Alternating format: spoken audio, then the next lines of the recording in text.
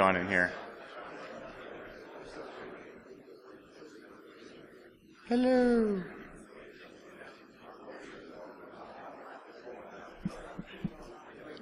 I want to get started so my partner doesn't go Johnny 5 on you guys, because he will. He's got a lot to talk about. So, everybody, welcome to Shell Shocking for Fun and Profit. Too early, too soon? All right. Just kidding. So how many of you guys have ever had your credentials show up in a part of a public breach? You're all lying. I see like 2 hands. It's okay. I mean, you're not bad at what you do because somebody else messed up. All right. All right.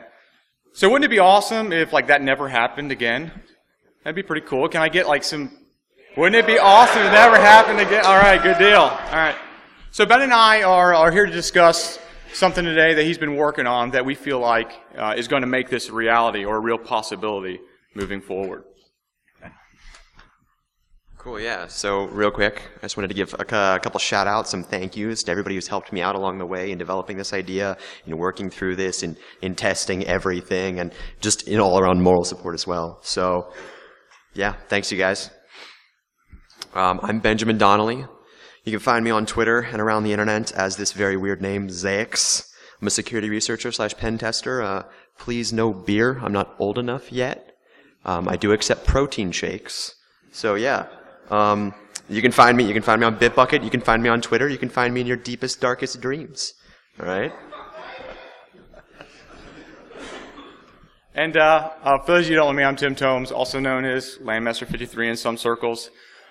Pretty much all you need to know about me is I do all this stuff in the middle, trying to achieve this bottom bullet, and all while doing that, glorifying the guy up in the top left-hand corner there. And a quick shout-out to my brothers at Hackformers and Proverbs Hackers.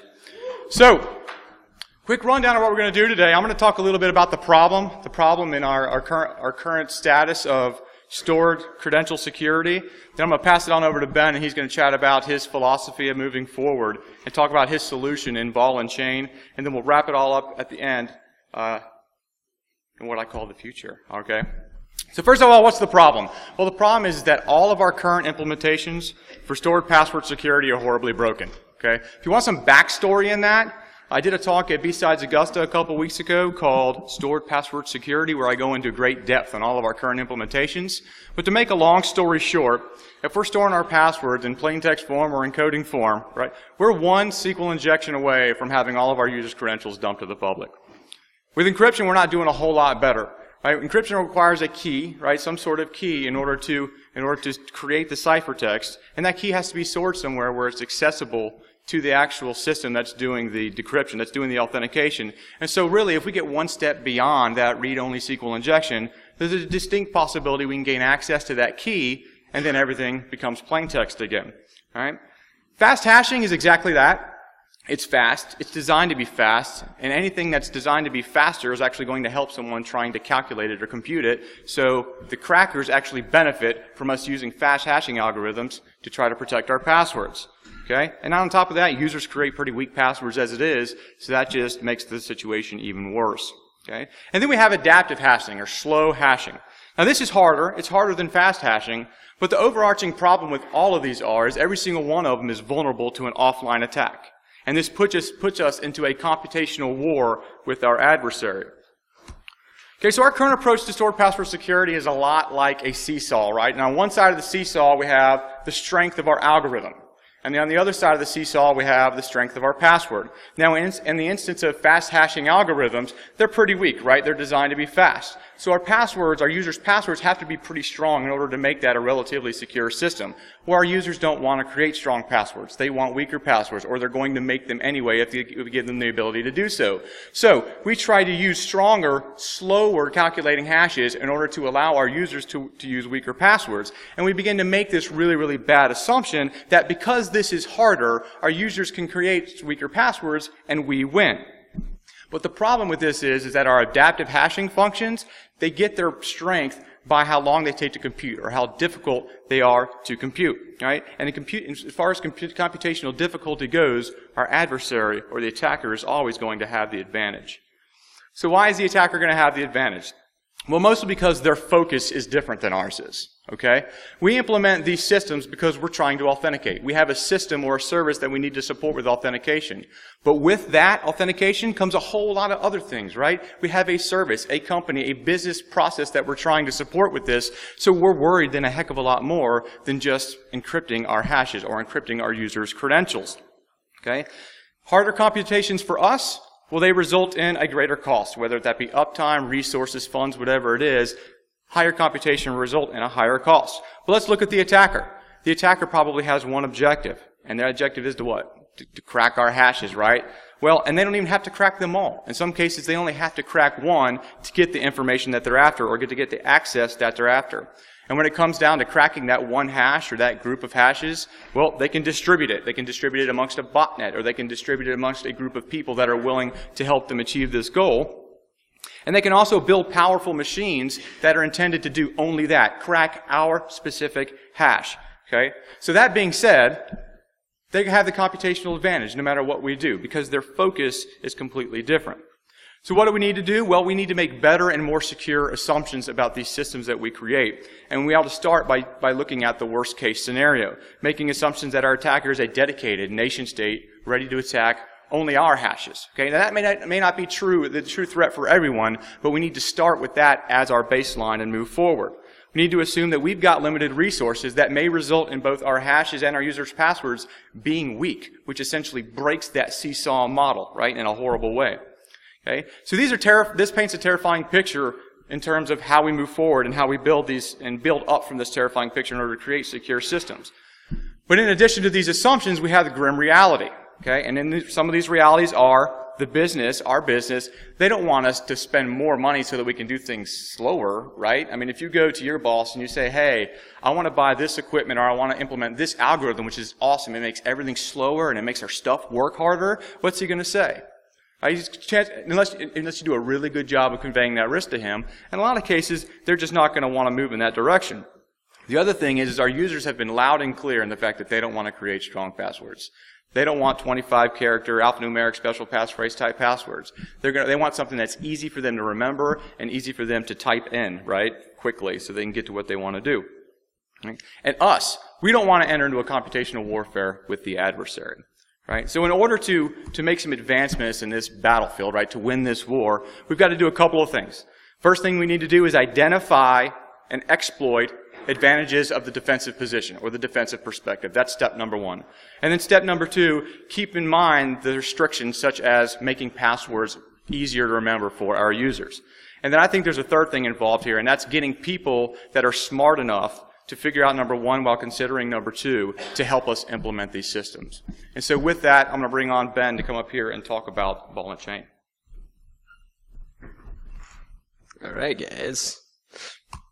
So, real quick, I'd just like to really quick put one or two slides in here on the philosophy of why I did this. I'm 20 years old. It's a little bit weird that I spent a good year of my life trying to research how to fix broken password security. And I think it's important to talk about it just simply because I really want to see everybody in this room doing it.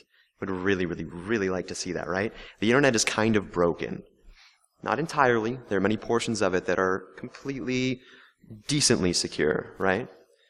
But the internet, it runs through all of our lives, and it's only going to become worse and worse and worse as time goes on. We need to check ourselves. At this point, we need to be trying to build things to be as secure as possible, right? We're fighting a war here, and one that we really can't afford to lose. I heard a really, really, really great quote once that basically said, without empathy, we're just solving puzzles. If you guys go away with nothing else, if you guys don't like my algorithm or anything like that, I would like to see you guys go away thinking about that. Don't just solve puzzles. Solve problems. Find things that are actually a problem and spend your time trying to solve those. You don't have to try and be clever. It's not always about trying to be clever. Sometimes it's about being willing to fail for the opportunity to potentially do a great thing that could really help some people. So, secure by default. That's the philosophy that I undertook when I went out to try and design this system. We know that users don't like to use strong passwords, right? But it's also very, very hard for us in terms of visibility to see into a network, to see as a computer sees. right? To really respond in real time, we need sophisticated, advanced, interesting tools. I want to see you guys building systems that are secure by default. Things that are just inherently secure. We want to make our users' lives easier and not harder. And we need to stop relying on our users for our security. So my hope here is to make passwords fun again. If we can make it so that you can have passwords that are short, concise, easy to use, if we can stop offline and online attacks, then maybe, just maybe, passwords can stop being this evil thing enforced by the higher echelons, right, with these ridiculous password policies. So let's talk about it. Oh yes. For example, secure by default. Do you want to stop bugs from flying through your window? What we do nowadays in security is we generally try to sit there and try to catch the bugs, right? Literally. Try to catch them. Let's just put a screen in our window. That's common sense to anybody, right? So here's the solution that I came up with. A potential solution, and I'm really, really hoping that if there are holes in it, if there's something wrong with it, I want you guys to be the ones to come to me, tell me how I screwed up. Let's try and make it better. Let's try and make this work, all right? Ball and chain. So the defensive advantage does, in fact, exist. I thought of one. You know, we own the data at rest. We also own the surrounding infrastructure. I mean, assuming you are the defender, you own these things, right?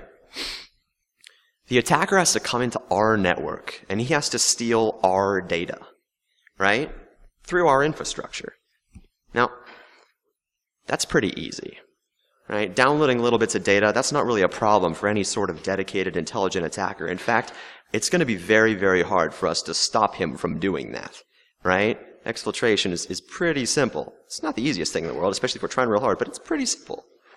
What about downloading a ton of data? Like terabytes and terabytes of data out of your network. That might be a little bit harder for him, right? I mean, if we assume we've got a limited sized pipe on the way out, that's going to be pretty difficult. Especially what if we were like monitoring for large downloads, monitoring for any gigantic things going clunk on the network, right? And to note, you don't have to do that, but it could help.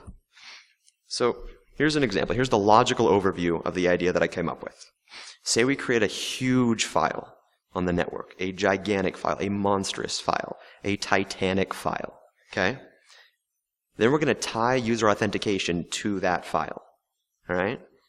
So to check if a password is valid or invalid, you'll need the password hash. It's not a hash anymore, but the password representation format.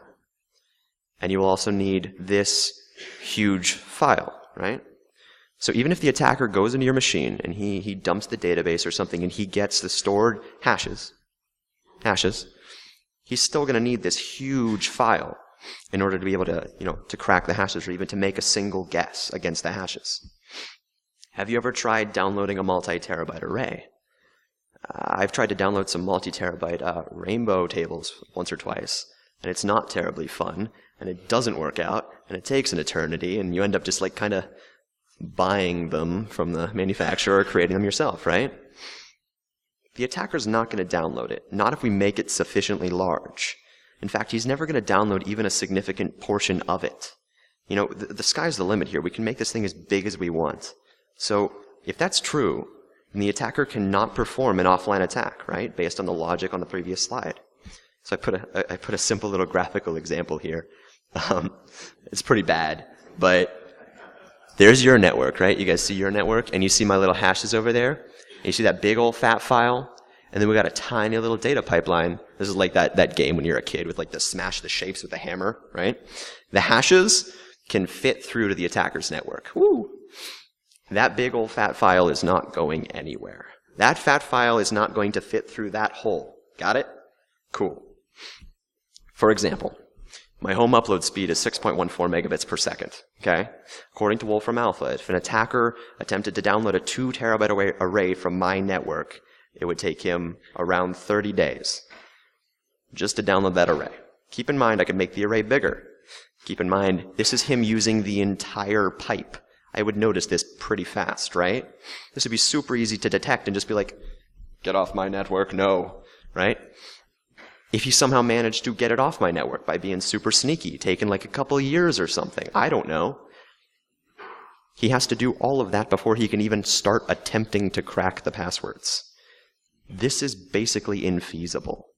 So the beauty of it, it's secure with minimal human interaction, right? We don't need strong user passwords because the attacker can't even make guesses against them. I mean, yes, they need to be decently strong, but they don't need to be anything like what we've been pushing towards lately, right? Also, it basically protects itself. You don't have to sit there and monitor and try and determine all the time. I mean, if it's a 30-day download and assuming there was no other ways to get it, check every 15 days or something, right? This thing is so big, it basically protects itself. So if this logic is true, and if it works, right, you could assume, therefore, that perhaps offline password attacks could go extinct. That's pretty cool, especially considering it's cheap to implement, and I got a quick slide on how it scales with your business. Small startup, 6 megabits per second, 2 terabytes, maybe on the order of $100. Maybe you're a slightly larger business, a medium-sized business. You get a 15 megabit per second upload, right? So maybe about 5 terabytes. It's about the same time, right? On the order of $250. Pretty cool. So here's why we call it ball and chain. Just thinking about this huge file right now. It's like a huge fat weight tying down the attacker. Now, it's a beautiful picture for all you blue team guys, isn't it? Right? Because he has to extract it from the network, which, as we already talked about, is a huge proposition, right? Distributing it, that's going to be a pain. If he wants to hand it out to all his buddies, right, he can't just post this thing on Pastebin and be like, hey guys, crack these hashes for me. Oh wait, also, here's a 6 terabyte array, just to download this real quick. Get back to me in a couple months, right? Loading it up to a cloud cracking service, that's pretty much out too, you know? You want to buy like a bunch of terabytes on AWS? Anybody? And spend time uploading it, right? Hosting it for others. So if he's all clever, he's like, all right, so I can't upload it anywhere, but I can host it on my network and let you guys have access to whatever parts of it you want. Right? Well, that's going to net bandwidth issues. That's probably the best way to attack this right now, right? If he somehow manages to get it. That's the best way to distribute it.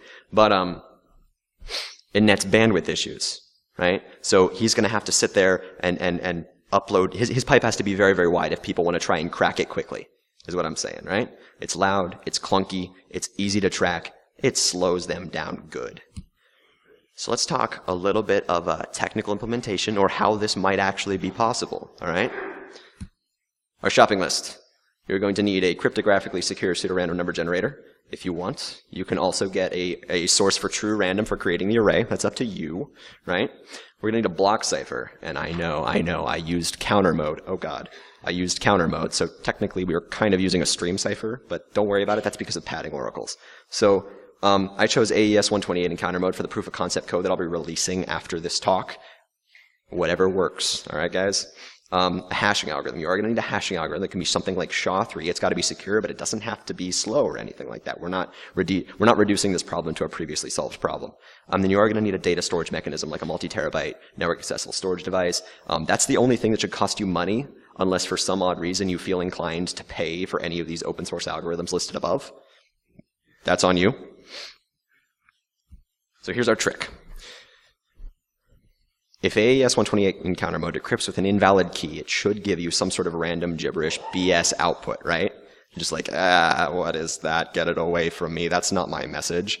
And usually you look at a message and you encrypt something, right? You encrypt something and it's like plain text and you decrypt it again and there's an order to it. There's a human order to it. You can tell. What if we created a plain text that looked exactly like a failed decryption? Like, exactly like. What if our plain text was total random gibberish and it was impossible to tell the difference between an invalid and a valid key? Okay. Let's build a gigantic array, a gigantic file of entirely random data, either pseudo or real, right? We'll pull some data from that array at some specific location. And we'll store that data as our message. Okay, so anything that goes into our block cipher is going to need to be 100% random. We're going to delimit everything by length because we can't just put like commas in or anything, right? It's got to be 100% random, and we will be having multiple fields. And it has to be deterministically confirmable as ours. We have to be able to go back and say, okay, here's a completely random looking message. Now let's go back and determine whether or not that's what we actually meant to send, right? So we're going to talk about how to create the array real quick. It's super easy. We talk about how to store a password, perform authentication, and then I'll go over a couple specifics and shortfalls as long as we have time. I wanted to throw a couple of the more advanced things in there to try and give you guys good stuff to think about if you're interested in this idea. And I will be releasing a white paper shortly as soon as I get that all polished up that should cover every single specific and shortfall that I have been able to find, and help me find more, please. So creating the array. Pick a decent size. Talk a little bit more about this at the end. You can use either true random, right, as I said before, or you can use that cryptographically secure pseudorandom number generator. What I want you guys to do is please, if you develop something like this from this template, if you develop something like this, please do not use a pseudorandom number generator and then like put the seed like right at the top of the array. Like, here's the seed I used to create this. Because the attacker would be able to just take the seed and walk away and go build the thing at home, right? So, yeah. All right. Let's store a password. We've got a huge array of magic random data. Cool? Let's say this is a portion of our array. This is a small portion of it, right? Because it should be way larger than this. Let's select a few pointer data pairs. So we're going to select some sort of pointer to the array, such as row 5, column 4. Okay? That'll be our pointer. Then we'll also pull out the data at that location. Okay? Cool? We're going to do that a couple of times. For the slides, I do it 4 times. In practice, I've been doing it 10 times. We'll figure out what works, guys, right? That's what we do. So let's say we do it 4 times. We're going to get 4 pairs of pointers and data. So pointer 0, data 0, pointer 1, data 1, etc. Okay? We're going to split them up by type and then concatenate the pointers and the data together separately. So you can see I have all the pointers concatenated, I have all the data concatenated, right? Okay, hash the concatenated data. This is where you're going to go ahead and you're going to use something like SHA-3. For the proof of concept code, I'm currently using MD5 because in the end, if the attacker tries to brute force our hash over here, collisions end up working out in our favor. With doing 10 times, like the entropy is like 2 to the 1280th or something ridiculous the way that I'm doing it. So he's going to get collisions well before he finds our legitimate one, which means, it can be a fast hashing function. That's totally cool. It's just got to be secure, right? So concatenate the pointers and the hash of all the data. So now we have all our pointers smashed together, playing sardines, throw our data right on the side, right? This is just a quick note. It's got to be in binary format, okay? You're going to decrypt across the whole character space. So you're going to have the decryption will be random across binary, not just like the ASCII numbers or anything like that. So you got to make sure you properly transmute your data over to binary. Don't just take like your hex don't take the hex digest of your SHA-3 and like convert it from like ASCII to binary. That's not going to work. Like, you guys got to make sure it's correctly encoded as binary, okay? Here's how we would encrypt with a user's password, right? Because I haven't brought the user's password in yet. We're going to take the user's password. We're going to hash it up or in some way pad it so that it fits inside of our block cipher. In this case, I use SHA-3, which means I'll have to truncate a little bit of data off the end, right? But that works. That's fine for the example.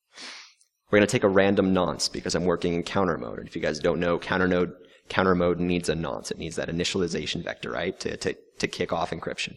So that's cool. The nonce basically functions like a salt. So just think of it like a salt. We'll store it like a salt. We'll treat it like a salt. It's all good, right? Take all that data we created previously that's currently in binary form. Perform this operation, okay? User's password is the key. You got your nonce. You're encrypting the data. Cool? Bam. You're going to get something that looks like that, probably longer. A password representation, okay? It looks kind of like a hash to me. I don't see how this is so different, Ben. Cool. You can store it in shadow format. No big deal. The username is still the same. The nonce goes where the salt goes. The ciphertext goes where the hash used to go. Let's look at authentication, right?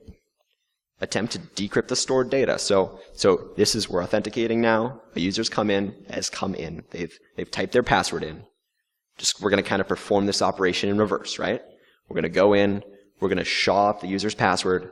We're going to take the nonce right out of the shadow file or whatever we're using, right? Put that stuff in. Take the password representation. We're going to decrypt it. We'll get a bunch of random looking data, right? That's the whole point of this. We got to make sure that it's random looking data, that we can't just look at this data and say, yes, that makes sense, right? So then we're going to go out and we're going to confirm or deny whether that is the data that we encrypted previously or not. So split the data back up. Remember I said it would be delimited by length? Split the data back up based on length, okay? You should have global variables that allow you to do this. By referencing them, you'll probably store them somewhere in the array. I should point out, this is a template. So I don't actually have a spec or anything to give you guys. So that's why I'm being kind of open-ended about you should probably have these variables, right? Some of them you can derive. But anyway, pull it back out. You're going to get all those pointers again. Pointer 0, pointer 1, pointer 2, pointer 3. And we're going to get that SHA again, right? Cool. So now we're going to rebuild all those pointer data pairs that we had previously way back on that slide back there. Take each pointer, go to where that pointer points inside of the array, and pull the data out from that location, okay? Rebuild all those pairs, okay? So this is the step where you need the array. This is the step that the attacker fails to do. This is where the attacker is going to be like, I don't have the array, and start crying, right? Once you have all the data, you can throw out the pointers. You don't need those anymore. Then concatenate the data back together, just as we did before, all right? Guess what we're going to do next? We're going to hash the data. You guys are so smart. Thank you for guessing that. We're going to hash the data. I'm using SHA-3 again, okay? Hash it. Get the hash of all our new data points, okay? And then all we're going to say is, does this hash right here match up with the hash that I had previously? Does this hash that I've just created using these pointer data pairs, right? Everything that I've just created, does this match what I decrypted when I typed in the user's key? Does that make sense? Right? So if they match, then it is incredibly, highly, probably, most definitely the correct key was used to decrypt that ciphertext. Okay? If they do not match, then it is astronomically likely that the wrong key was used, right? So just to go over that one more time. If a valid key gives you 100% random output, just like an invalid key does, then the attacker is going to need the array to confirm or deny whether that was the proper output, right? Without the array, he is simply out of luck. So let's talk some specifics real quick. I want to just give you guys a hint of some of the other little bits of stuff that goes in here. Selecting a data length, okay? So I talked about how you should have a global variable set for the length of data. Well, I didn't really talk about it. I quickly was like, oh, you should have all these things. Select a data length. I've been using 128 bits, right? That's a fair amount of entropy. So the data length is the amount of data that's going to be pulled from each and every location where you have an array, or I'm sorry, where you have a pointer. So you have a pointer, it points there. You go there. This is my magical invisible array. It points there. You go there. You pull out 128 bits of data, right? You're going to do that for every single pointer. You just want it to be long enough that you don't create a chance for collisions where somebody can type in a different key and get something that works, right? So, cool. And if we're using multiple pointers, that's going to stack incredibly, incredibly fast. So really, you probably don't even need 128 bits as long as you're using enough pointers, but it also doesn't hurt to have it because it all just gets hashed together, and it's just wonderful and beautiful, and it's amazing. So when building your array, you're just going to decide on a size for your array. Make sure that the array is decently large, right? We talked about making sure that the attacker cannot steal even a significant portion of it, right? You want to make sure that he can't even get like a tenth of it. But well, it's okay, I guess, if he gets a tenth of it, right? Because we've used all those extra pointers. And I'll kind of explain a little bit more about that, I believe. But anyway, make it big enough. Make it a big array.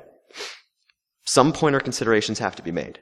So depending on the format that you choose for your pointer, you can come up to a situation where the attacker can look at the pointer and say the pointer that he gets when he decrypts the ciphertext using some random key, his guess for your password, right? You can create a situation where he can look at that and say, I know that this is not the password. So here's how that works, real quick. Obviously, it would be in binary, but I'm going to use a decimal example for the pointer. So if you had 4 indexes to your array in the format 0, 1, 2, and 3, since the decryptions from the AES, the block cipher, would take the whole character space of that, you would get decryptions that were a 4, a 5, a 6, a 7, an 8, and a 9, right? You would also get 0, 1, 2, and 3s, but you would get all these other decryptions too. So it's still infeasible. We'll assume this array is tiny. It only has 4 indexes to the array, right? But we'll assume that for the attacker, it's infeasible for him to steal the entire array. But it would be really easy to go in, maybe get some visibility to the network and figure out what what the size of the array was, right? He could probably, that's way easier to steal than the entire array. So with that, he can figure out what some of the password isn't, right? He does this by making guesses, and since he gets random decryptions for every guess, and since the pointers are inside the ciphertext, sometimes they will decrypt to something, they'll decrypt to like a 5, or they'll decrypt to, something else, and he'll be all like, well, I know that that's not in the array, so therefore this isn't the password, which is gaining some information about your network. So here's some solutions to that pretty quick. Just ignore it if you want. Especially if the difference is minimal, no big deal. He's never going to figure out the password, right? You can match your pointer space and the array size, which limits the possible sizes of array that you can have, right? You can use non-sequential indexes, do something like a mapping. So that way you can have like all the sequential indexes will be over here in a big old file. And then you'll put a bunch of like random ones in for each and every one, and then you just do that little like draw lines game, like this one matches with this one, right? You can do that.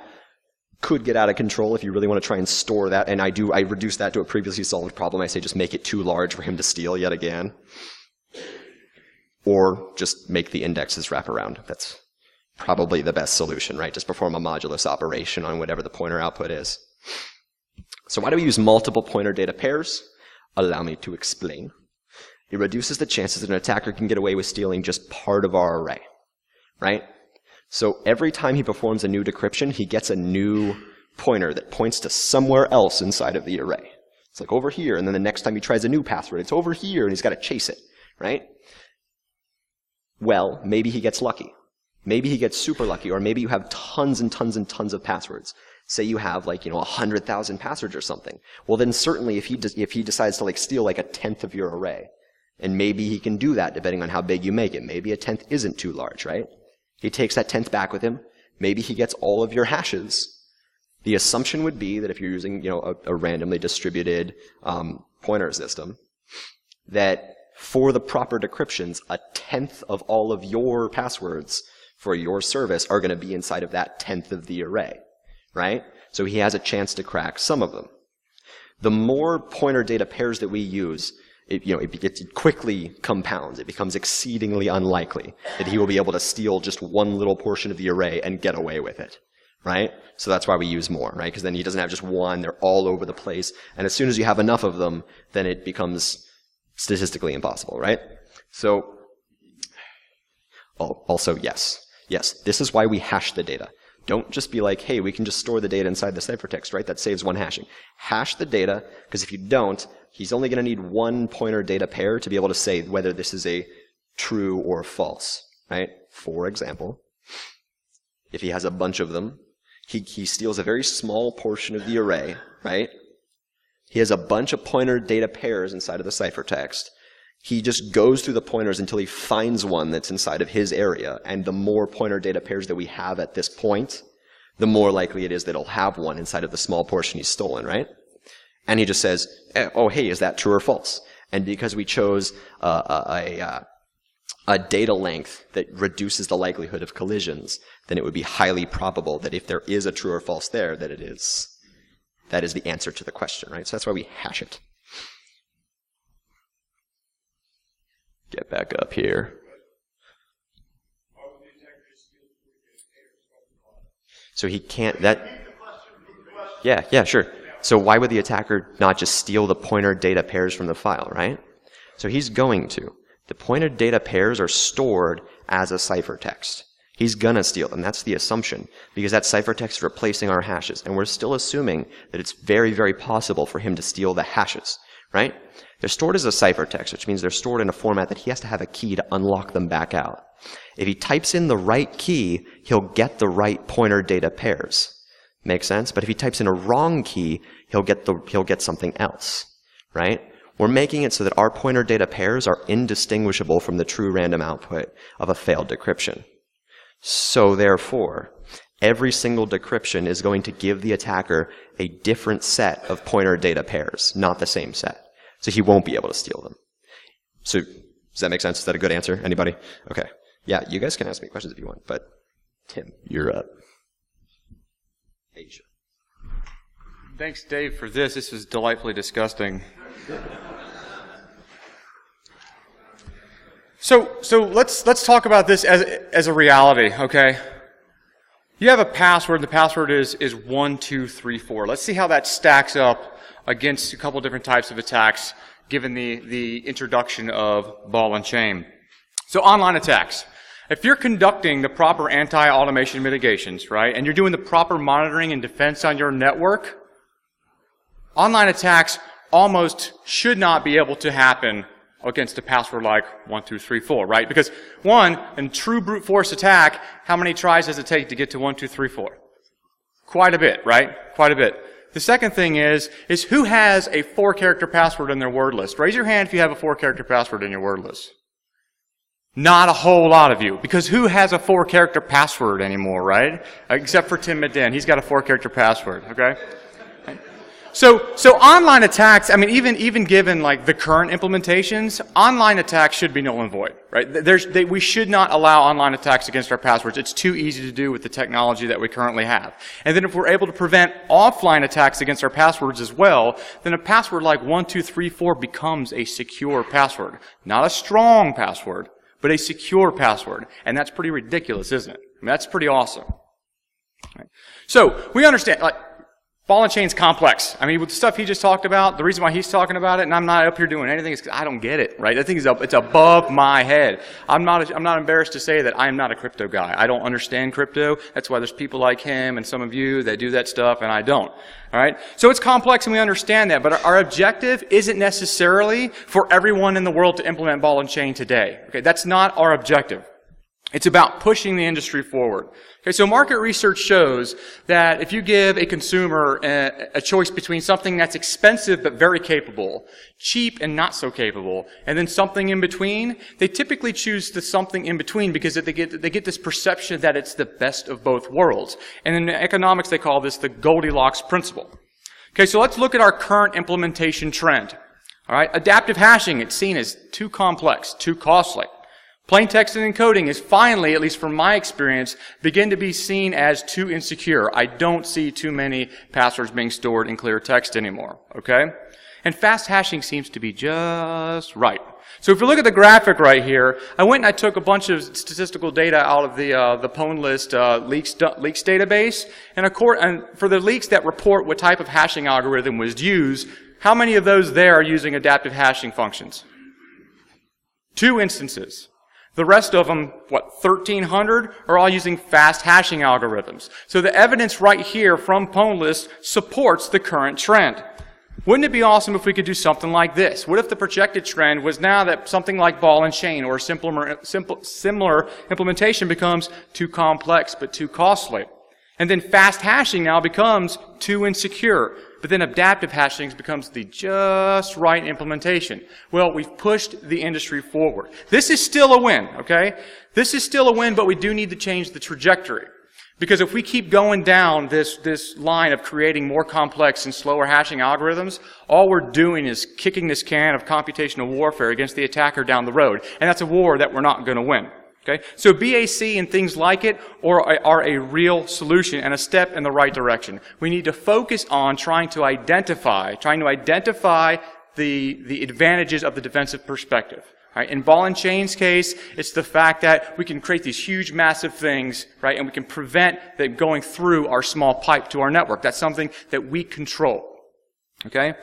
So in closing for the talk, it's not really a matter of if, it's a matter of when you're going to get breached. So anytime you're designing a password or a credential storage security system, right, or you're implementing a new one, designing a new one, just keep in mind that you need to assume the eventual compromise of that system and do your best to protect those credentials. Now, as far as the goods go for this particular talk and the things that we talked about here, here shortly, probably in the next 24 hours, this Bitbucket repository will become available. That's got some of the very early proof of concept code that that Ben's put together for this. This isn't just like a Ben-only project. You know, he wants your help. I want your help. Let's get a community of bright minds, and we have the brightest minds here at DerbyCon, do we not? Yeah, all right. Okay. Holler if you got a bright mind. I want to hear everybody else. All right. We want you guys to help, guys and gals included. We want you to help us perfect this, help us design this, help us come up with new solutions to change this trajectory of the way we're going. All right. Reddit, Ben's pretty active on Reddit for a discussion about OpenBAC here. Follow him on Twitter for the latest stuff, for the latest information about it, and also for an announcement for when he finally releases the full technical white paper if you're interested in all the excruciating details. And of course, feel free to follow either of us on Twitter if you want just security-related stuff. So with that, I'd like to open up the floor for some more questions, and myself and Ben will do our best to answer them. Go ahead, Tim. How do you make sure the data doesn't point outside the data set? You could exclude passwords if they point outside the data set. So you're talking about the pointers that point outside the thing, like what I was talking about with the 0, 1, 2, 3, right? How do we make sure? So I can go back to the slide if you want. We have a couple solutions that I've dreamed up. Oh, damn it. Okay, yes. How do I make sure that the pointers do not point outside of the data set? Okay, so the solutions that I had for that were... Did I miss them? Here we go. This one. Ha! Cool. Do you want me to explain them? Or? Okay, cool. So you can just ignore it, because if the pointers point outside the data set, all the attacker knows is that that is not the password. He just knows, okay, so that points outside the data set, therefore they could never confirm or deny if that was right, therefore it's not the password, right? Cool? So you can ignore it because it's never going to be the password. It's always going to be something that's not the password. Now, if the attacker knows, the assumption is that the attacker knows it, because we're not going to do security through obscurity, right? We're going to assume that he knows everything about our operating, the way that we're operating, just that he just can't do what we're doing. We're going to beat him in math, not in obscurity, right? So,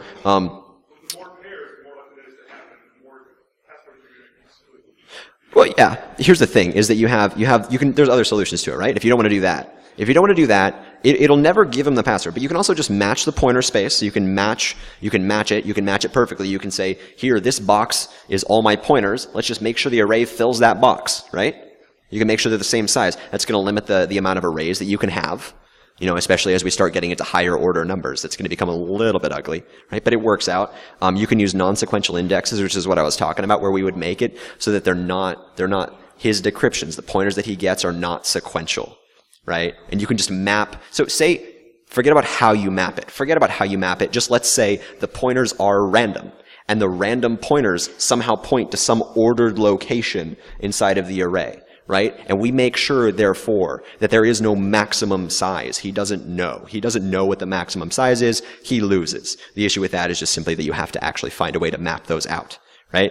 Or you can just make them wrap around. Making them wrap around is probably the best solution. I'm not sure yet. I want to do a bunch of math on that and make sure it's the best solution. But you just say, okay, here's my pointer space, and my array fills up half of it. Right? Well, that means 50% of the time a pointer is going to point somewhere else. Okay, let's just modulo, just flip it over, right? You guys know modulo, right? Okay. Sure, some of us do. Yes, sir. Say the attacker read the C, figured out how to create a data set together and figured out your notes. How do you handle data set rotation? How do I handle data set rotation?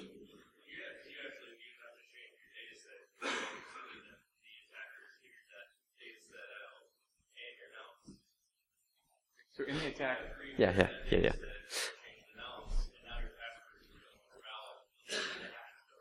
Definitely. So denial of service is possible with this system, as you would assume it was with any sort of, I mentioned network accessible storage. So how would I handle if the attacker stole my seed or something like that, and then was somehow able to determine it, and just how would I handle it if the attacker found any way to get my array, right? Obviously, you're going to immediately change all your passwords. You just create a new array. You say, everybody change your passwords, right? And that's kind of a pain in the butt, but you can do it. We can just create it again from scratch. I do want to point out with that the protections of ball and chain does not just stop simply when the attacker gets it. Remember, guys, there was a slide a little while back where we talked about how it's such a pain in the butt for the attacker to work with it as well, right? So even if he does somehow manage to steal it, it's still a huge problem for him. It's a ball and chain, and he's trying to drag it around with his leg, right? But yeah, just cycle it.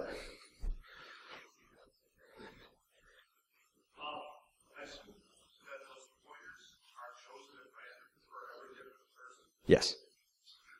Would be the assumption. Yeah, we would assume that the pointers are chosen at random for every different person, for every single person, for every single account. Yeah, if we use the same pointers, that would be a problem, right? Because eventually he's going to figure something out. He's going to crack one or two passwords maybe. The assumption is he never does, but maybe he does, and he starts to figure out, it's like, that's weird. Maybe he makes an account, right? So, yes, sorry.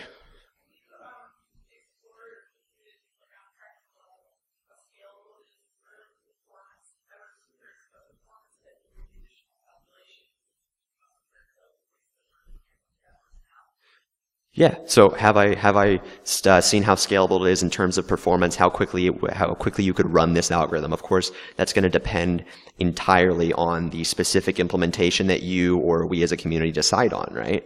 But I was looking into it a little bit. It looks like it's probably going to be about 3 or 4 times slower. It depends. But I would say, in comparison to what we're doing, like we're talking, even if it's 3 or 4 times slower, that's not that big of a deal. Like, we're already talking about like adaptive hashing algorithms that want to go like 500 rounds or something. Like, it's going to be faster than that. Yes. I don't understand a lot of these things. Sorry. I feel that this is a great idea, but not pulling this big heavyweight with you. I would assume when you have all of this array, you will have some kind of an API. So that an attacker Yes. goes inside your system, why you wouldn't use that API to encode it, to decode your password instead of trying to take the whole file away? Sure, yeah. So how would so the assumption is that the attacker could maybe piggyback on our legitimate authentication channels. We're going to have some sort of channel or API or something through which we make requests to this gigantic array. And the assumption is if the attacker owns our client system, he might, or owns some endpoint to that API, he may be able to piggyback on that and make requests to it, right? In that situation, if the attacker already owns one of the endpoints, owns one of the systems on which, we're making we're actually performing the authentication, which would be the only ones I would hope you guys would expose to the API, the attacker's already going to be able to run some sort of attack like Mimikatz. So you're right in that he could do that, and we can stop that. In terms of like man-in-the-middle attacks and stuff, we can block him out from doing that, right? But if he already owns an endpoint, he'll run Mimikatz, he'll put a keylogger on it, he'll just do something there, right? He'll dump the passwords from memory as you perform them, he'll replace the binary. So that problem isn't as big of a deal, right? Does that make sense?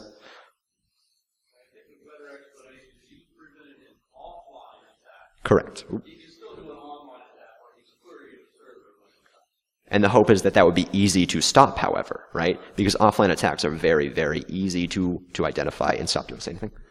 So, there's 2 very different types of online attacks, right? There's the online attack against the web interface itself from any third-party location, right? From you sitting in this room right now on your laptop.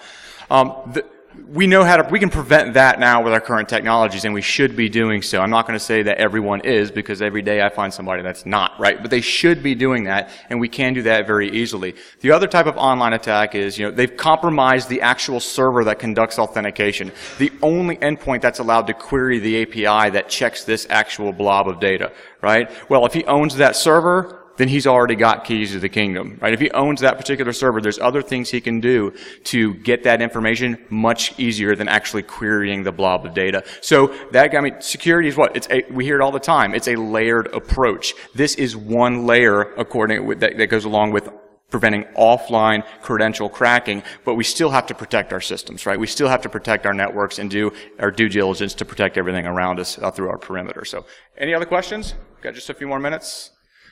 Lynn.